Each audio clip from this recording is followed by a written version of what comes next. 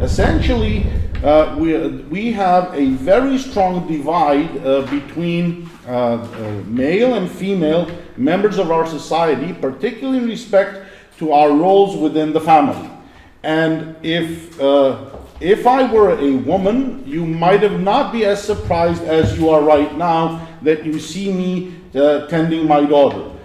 In roughly 25 minutes, my daughter will be picked up, but again by a female. My mother, her grandmother is going to pick her up, and you will not be surprised that it is not the grandfather who is doing this. So essentially, we immediately, when we start discussing gender equality issues, we have before us something which should lead the discussion why this is a relevant topic. So first of all, what we have is an expectation that if you are a female, if you are a woman, you are expected to carry a certain role within the family. You are expected to bear the burden not only of bearing children, which is biologically only possible if you are a female, but also devoting your time and in many cases your entire life to essentially carrying the role of the mother and carrying the role of the keeper of the household, sacrificing potentially other interests which you may have. And this will impact heavily your ability to generate income. Furthermore, if we look at the historical development of the human race, for the majority of our development, which is roughly around 2 million years, for the vast majority of this period, between men and women, there used to be a considerable degree of equality. In hunter-gatherer societies, which is again the majority of human history, the roles between the women and the men were not so drastically divided. But it is the agricultural Neolithic revolution, which started around 10,000 years ago, and the population explosion that followed it, that actually started introducing these exceptional inequality elements. So, for example, if you look at the institution of marriage, and you look at probably the oldest written poetry that we have in human civilization, that is the poetry emanating from India. And if we look at what the Indian poets who are obsessed with love are doing, we see that it is only 100 years ago that they start putting marriage and love into the same verse. 100 years ago, more than 100 years ago, marriage and love had nothing to do with each other. It was purely an economical concept, predominantly focused around the transfer of real estate, where in essence the female was the title carrier, right? We were to ensure that through marriage the land holdings were to be transferred, and the obsession was that the land was to be transferred to the next generation within the same bloodline, and the bloodline meant that we needed to keep women safe from other people who could actually infringe through sexual intercourse in that bloodline. So we wanted to be sure that the kids were ours, and then the obsession went to some crazy levels of keeping women oppressed.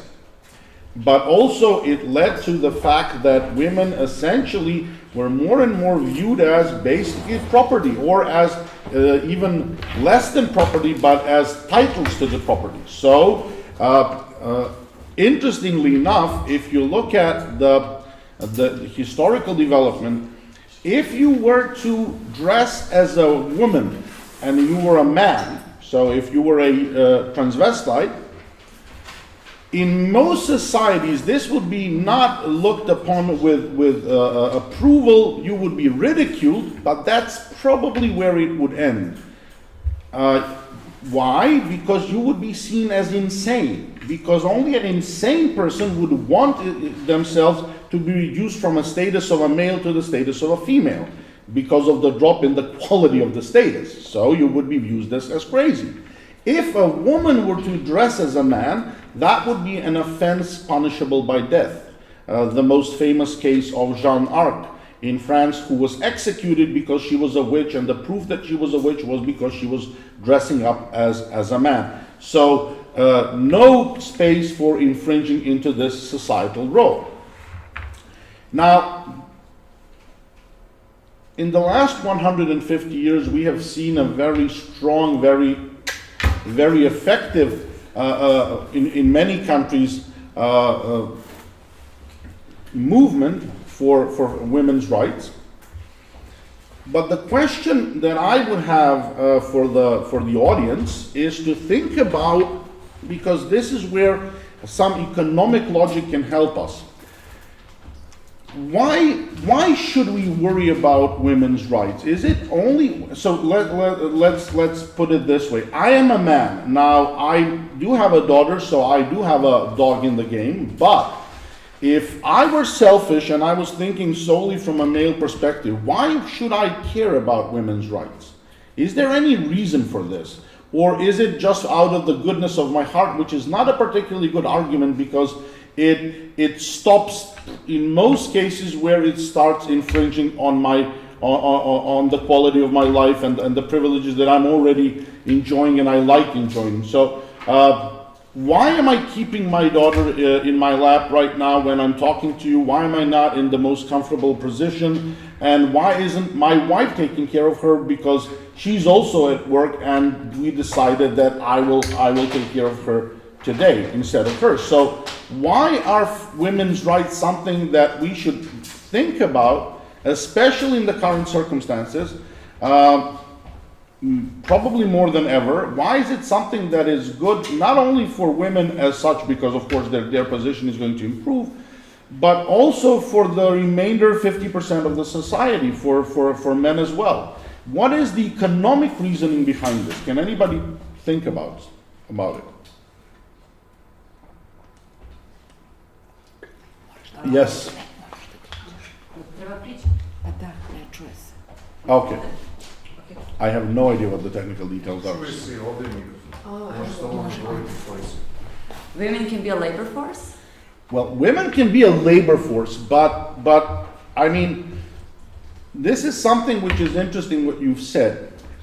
Around now, let's say 17 centuries ago, 18 to 17 centuries ago, the slave-owning societies in Europe, in the Roman Empire, they realized that the slave-owning model was not efficient. So essentially, slavery was replaced by feudalism. Now, feudalism essentially was also an oppressive model, but it was better than slavery. Essentially, the farmers stopped being tools, equated basically tools that can talk, but were recognized as human beings with certain rights. Not many, but some rights. So why did they shift to this model? Why did they shift from a slave-owning model to a feudal model, even though the big slave revolts happened 300 years before that? They didn't do it because of the slave revolts. So think about it. The transformation didn't happen because of the pressure of the oppressed. It happened because the oppressors chose to have a more efficient model.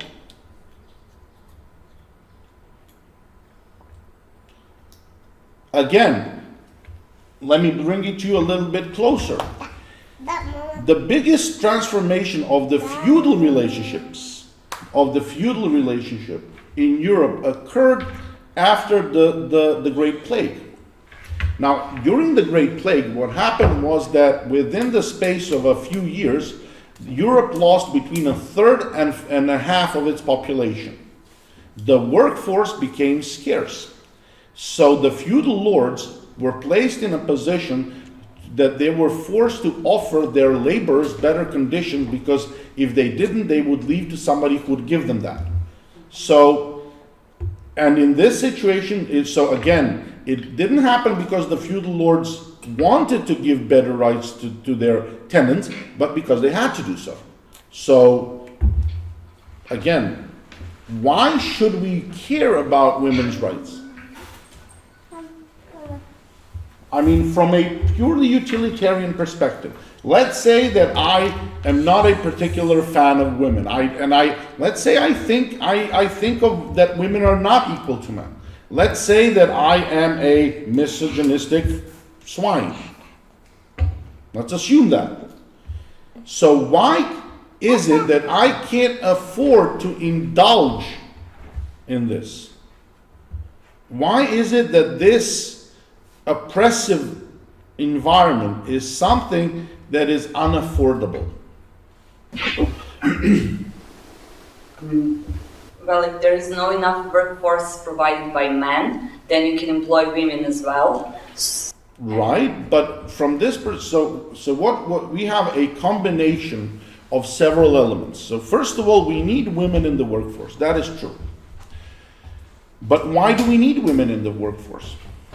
Because we didn't really need women in the workforce until the 19th century, and actually to the very end of the 19th century. Well, we now have industry and factory. No, the case was that 200 years ago, in most countries, what started happening is the demographic decline. So we don't have this huge abundance of the young anymore.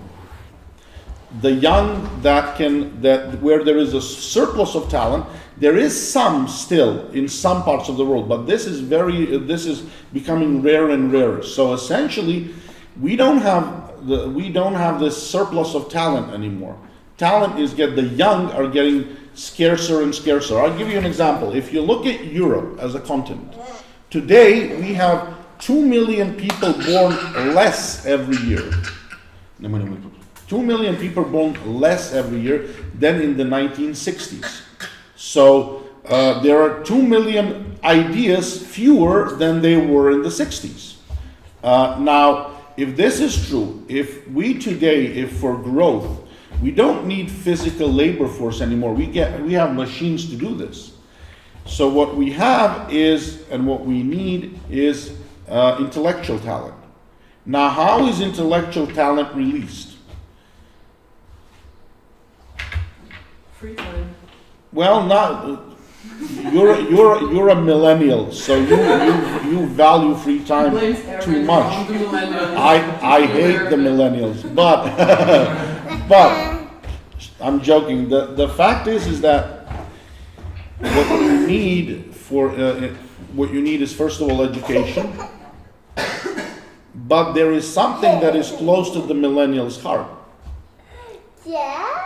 Now, what is close? So you see, I'm in an uncomfortable position right now. Again, if I were a woman, my inability to cope with this situation would be looked down upon. I would be seen as an inadequate mother, right? Nobody thinks I'm an inadequate father. Actually, you think I'm very cute. Exactly. But this is again a testimony to the unequal position within the income generating world that we live in, right? So, if you think about it, it's not, you say free time, right? But is it just free time?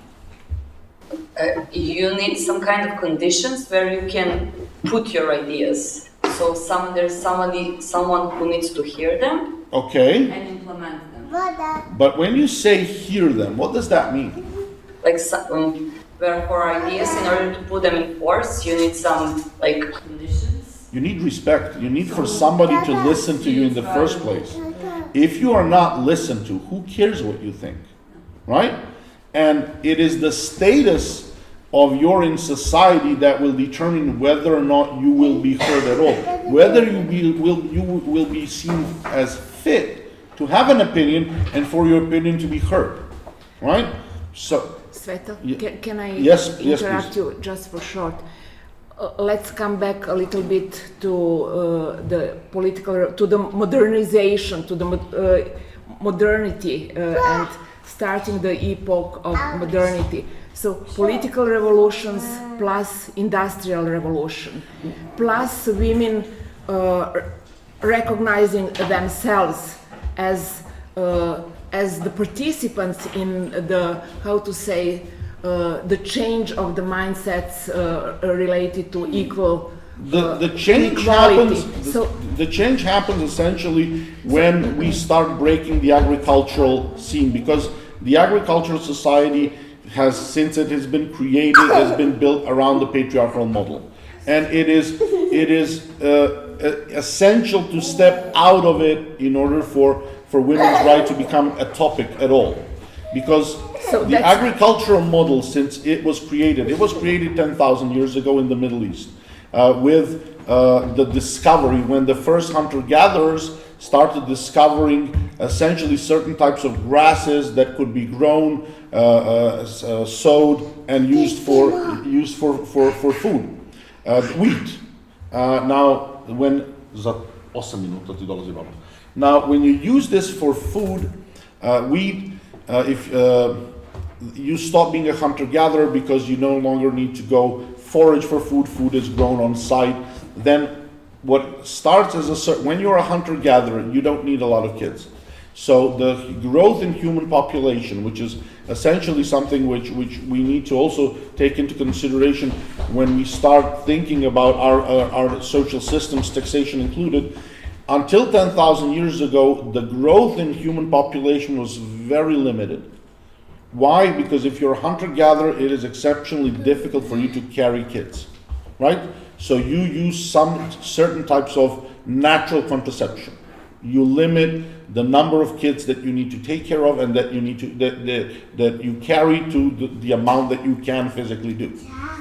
However, when you start being sedentary, when you start growing food, and when you then the imperative is to have as many hands in the field as possible.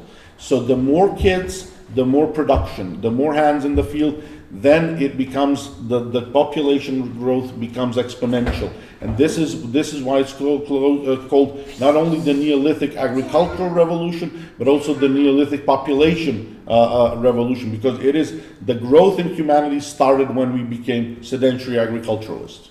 Now, in an agricultural society, it is the land that runs everything, and women were used as the producers of the hands in the field, so they were expected to bear as many kids as possible. And secondly, they were essentially used as property title transfer, for property title transfer. So by marrying my daughter, I give you a piece of my land. Now the women was supposed to ensure that the next generation that gets my land is my bloodline. So then we start the oppression of trying to limit the female's capability to influence who is the father of the kids. It is only I who get to have sexual intercourse, and then you have all these mechanisms ensuring that she never gets into touch with anybody else. Right? Now, when we start stepping out of this model, then the role of the female starts to change. But it is only in exceptional circumstances that we have seen women realizing how important their role was, especially World War I, World War II, when due to the great mobilization of men for the army, women started taking over most factory jobs and realizing that they can do so. In some societies, they continued. In some societies, this was a reversible process. Women went back to the homes from the workforce. Some states, some did. But in any case, what we didn't think about in World War I, that we didn't think about in World War II, that we didn't think about in the 60s or in the 70s, was the fact that right now we are facing a demographic decline that is similar to the numbers that we have seen during the Great Plague. Let me give you an example. Serbia, which is very similar to most countries in Europe. Today, the number of kids born every year in Serbia is around 60,000 plus. In the 60s, it was 160,000. So we have roughly 3 times less young born every year in our society than we had 60, 70 years ago, right? which means that the talent capability is reduced threefold. If we were to exclude women by not taking into account what they think, by not allowing them to be heard, we are reducing the talent potential sixfold. And the capability for the growth of our society, for the economic development, is the basis on which we can rely is 6 times less than what we had in the 60s. So we simply can't afford it. We have to rely on so physically, there is a difference between men and women in terms of, let's say, physical strength to a certain extent. But since that element is essentially irrelevant in the modern economic setting, in 99.99 professions, then since the intellectual ability is identical, biologically, right? Then essentially, why we talk about gender equality in terms of taxation, because taxation is essentially is viewed within economic terms usually, is because it is relevant that we impact this area of our societies, as it is exceptionally relevant for our ability to develop further. If we don't do that on the current simple numbers, it is impossible for us. Sorry, it's the grandmother calling. Da ti je spustim. Halo, jesi stigla? Evo, dolazim za 2 minuta. Ciao. Okay, so, to continue. So the purpose of the exercise so far with my daughter as the presentation was to illustrate that in many of our societies, when we say, well, there is no difference between, let's say, educated men and women in their ability to work, earn, or to advance in their positions, it is simply not true unless we have provided them, our female part of the society, with the ability to meet the obligations with respect to their family life on a more equal footing with their male partners. And this is, in most cases, not only not true, but simply we are blind to this. Today, when we will be talking about gender responsible budgeting, we will see that for certain aspects of life for which we should allot certain public funds, we simply don't see the existence of a need to do so. So this will be the next step of realizing societal needs. Now, when we talk about gender and taxation, Lydia, my colleague, will go into more details. But herein, I would like you to realize one very important thing. And this important thing is that our tax systems are always conservative. They're based on a historical tradition that is very, very difficult to change. The line of thinking that we based our rules on has been developed through ages. So I'll give you an example. Right now, most of our international tax systems rely on the assumption that we are sedentary humans, that we are humans who are endowed with homes, who have families, who have kids. For many people, this is simply not true anymore. So I became a family person at the age of 33. So for some 10 years of my productive life, I didn't have really a home in the sense of a family home. I didn't have kids. I was not in a married relationship. Tax rules tend to take the existence of these for granted even from day one. And then when we have persons who don't have these elements in their lives, we have trouble with them. We have trouble with finding their allegiances, with determining to whom they belong for taxation. Simply, and life changes. Tax systems tend to do this much slower than is fitting today's rapidly changing societies. Rapidly in terms of how these things developed in the past. What we also do is, within tax systems, we tend to be a little bit afraid of introducing a value element, a moral element, which gender equality does contain. We are trying to fix something which is wrong and improve it. Tax systems have this tendency to go for neutrality as a virtue, that taxation shouldn't impact the way in which things are done. But this is again not true. It is true for some cases, but for others it is not, because we do use taxation quite often to change certain societal tendencies when we see that this is acceptable, and when we see this as something that may benefit us. And in the male spectrum of the society, there are many examples of us doing this.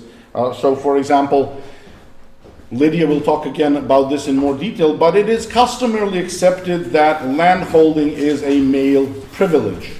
And if you look at this, well, our tax systems are full of tax incentives with respect to agricultural land throughout the world. And we take this for granted because they are the food providers. But on the other hand, the food providers are mainly men, at least in the ownership segment. So some of these notions that we are accustomed to simply tend to fail the test of societal reality. And this is why but to be honest, tax systems need to realize the novel environment in which they're functioning. So let me explain what do I mean by this.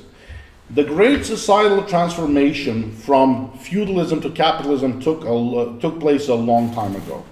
So our systems are based on an economic reality that we've created some 200 years ago, and essentially this economic reality, with the exception of the communist regimes, has stayed pretty much stable in most of the Western world, at least, right? Secondly, we did not have to deal with these huge demographic issues which are now facing the planet. We've simply never had them. Not on these numbers. And not since the Great Plagues, when we had these huge drops in population. But at the same time, we had exponentially high birth rates. So today, the only places on the planet that are replacing themselves and growing is Sub-Saharan Africa, small parts of Central Asia, and some parts of Central America. Everybody else, Saudi Arabia, India included, are not meeting the 3 per fertile women category that is necessary for the continuation in growth of the population. They're all below. India is 2.5. In many societies, we have a situation where, for example, South Korea, and just to illustrate how radical this changes and how we are still not aware of the full implications of it. In the 1960s, South Korea had the fertility rate of above 6 per fertile women. To put this into perspective, Sub-Saharan African countries, the poorest countries in the world with the highest birth rates right now, are somewhere around 4.5 today. So they had a higher birth rate than Sub-Saharan Africa has right now.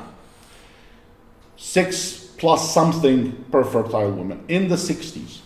This allowed the South Koreans to base, for example, their pension systems on an equation where 22 employees worked for the creation of one pension, right? We in Europe are dreaming of a 2-for-1 model right now. They had 22 for 1. Today, the birth rate in South Korea is 0.8. In Serbia, it's 1.45. So they're twice as low as we are, right? which means, for example, that they would need in 2050, on these numbers, if they were to keep the 22-for-1 ratio, they would need actually 1 billion immigrants, because of the number of pensioners that are joining the ranks of the pension system, because all of these people that were born in the 60s are now becoming pensioners. And there are fewer and fewer young people to replace them. So, and this is the case throughout the developed world. If you look at China, China is expected to have in 2100, and beware, that's only 67 years from now, 700 million people. Today it has 1,400,000,000. Its population will halve in less than 100 years because of the one-child policy, and with an exponentially high number of the elderly and an incredibly low amount of the young in relation to the most populous country on the planet, as the numbers stand today, will be Nigeria. So, not China, nor India.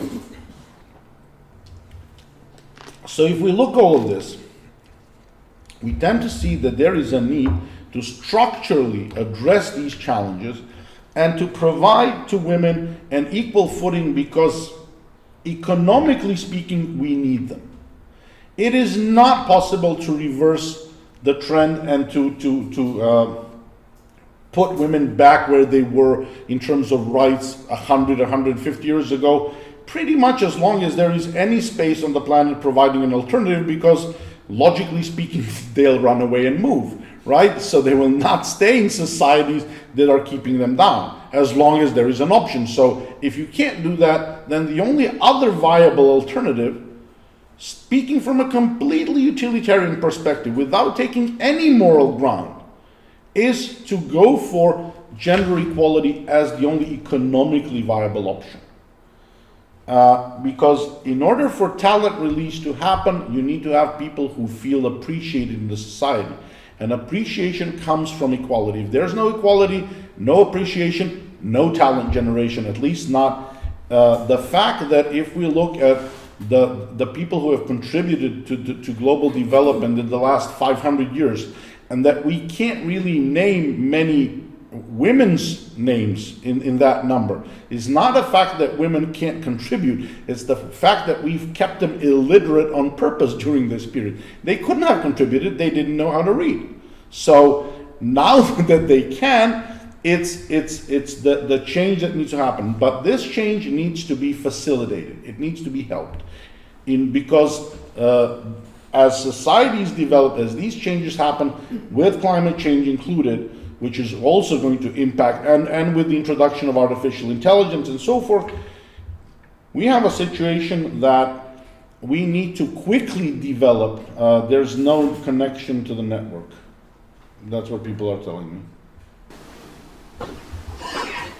That's the topics saying that the network is not strong enough to transmit the picture. The picture, right. Can you hear me? Okay. Okay, we see you again. Okay, can you hear me?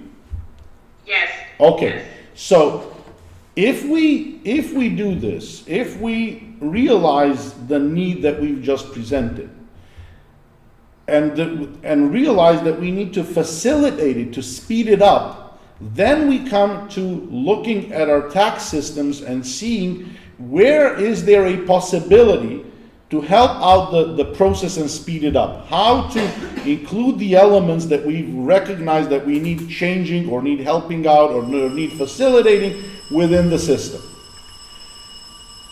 What we have before us is a plurality of tax forms. So they're going to, all of which are focused on certain tax objects. Essentially, it's income, it's property or wealth, depending on how you view it, and the third one is consumption. So those are the three main objects that we taxed. Within these three objects, there are various implications on gender neutrality, on gender equality, which Lydia will talk to you in more detail. But what I want you to take out from this introductory session is that, first of all, not realizing that there is an inherent inequality in our society, even when it seems that there is one, is something that is necessary to bear in mind because of the family aspect expected of the female. Whether or not she will bear children at a later age, or she will will go into a relationship, yes, these things change. Some women will choose not to have kids. Some can't have kids. Some will choose not to be in a strong relationship which resembles the one that we call marriage. But the vast majority will still do so. And this is something that will significantly impact the way in which they can develop their professions, develop themselves individually, and this is something which the tax system has to take into consideration. Furthermore, the tax system needs to take into consideration that the female's starting point, before she even enters, so my daughter's age level, again, is something of a unprivileged position. I'll give you an example from my own household. My grandmother thought that it was improper for me to go into the kitchen. She was afraid that might make me gay.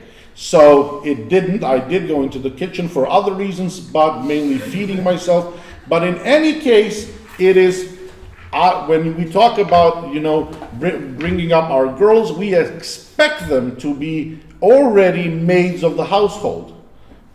While in the church, and sometimes we already lead them out of certain expectations for themselves and certain ambitions. So again, that's also one thing that should be taken into consideration.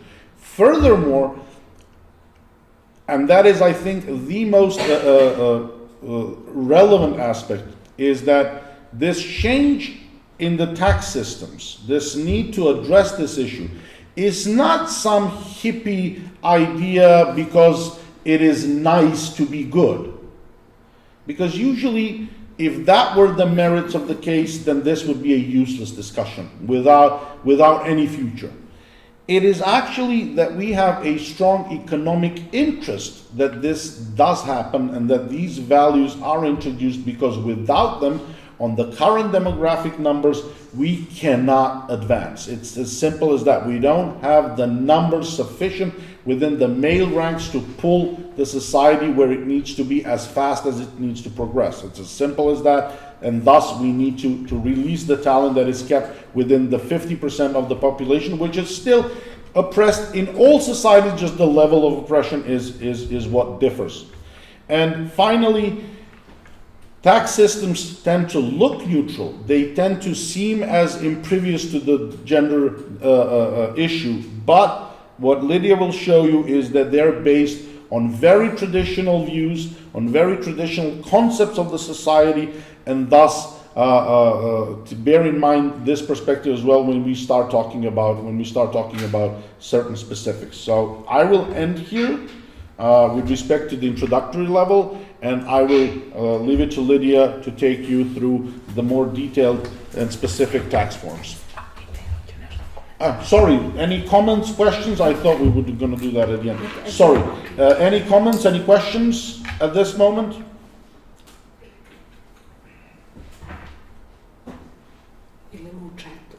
Let me see if you can also put it in chat. Yeah. Any comments? Disagreements? Imali smo odgovor na ono vaše prvo pitanje u chatu, da je razlog oporezivanja žena, tako da možda... To sam vidio. More taxpayers.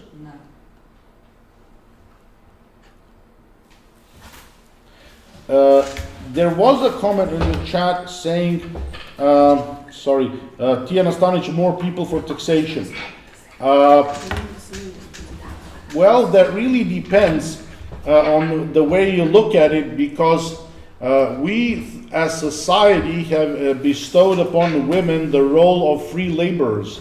The women tend our kids, tend our homes, tend our families, and we pay them nothing for it. We expect them to do it for free. So again, we've been taxing them as a society for a very long time. It's just a perspective. It's not through money, but actually through free labor that we expect them to provide without any compensation. and we don't even pay them a pension for it, right? If I'm not mistaken. If you're unemployed and you're a housewife, we don't give you a pension for the role that you perform, which is an essential one, but yet we don't recognize it as such. So, that's that's something that you need to divorce to get some sort of a financial compensation.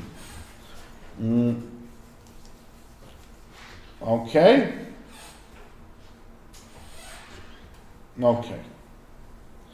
Okay, there are no questions or comments. Tijana Stanic, yes please, Tijana. Yeah, when I put that comment, I thought of the position of the state. In that way, I thought more people who are working, more taxation, more, let's say, market and exchange, and in that way, that's why I thought more money. We will talk about this, Tiana, when we get also to budgeting. So let me give you a little bit of a feel of what we will be doing when we talk about budgeting. So let's assume that the starting point we have as a society is that men work, right? They're taxpayers. Women stay at home and keep the family. Now, let's say that we start introducing women into the workforce, okay? But then we also expect them to keep the family simultaneously. At a certain point, that's not going to be possible anymore. Actually, very soon it becomes impossible as soon as we expect women to go to work at a different place from their own home without bringing their kids, what I've just done today, right? So then we as a society have to start thinking about providing mechanisms to help out with keeping the kids, for example. That brings us to more expenses. And then we have to see whether what we've collected from the female workforce actually equates that which we're going to spend to mitigate the consequences of changing the societal role of the woman, right? So the numbers are going to be clear that it is reasonable to do so. But again, when we come to this is one of the issues that we will have to think about from a purely economic perspective. So is it reasonable to make this move and see how much it's going to cost us on the other side? Okay? Because it's not only the income, it's the revenue side that we need to take care of as well. Okay? Okay. So, Lydia, the floor is yours.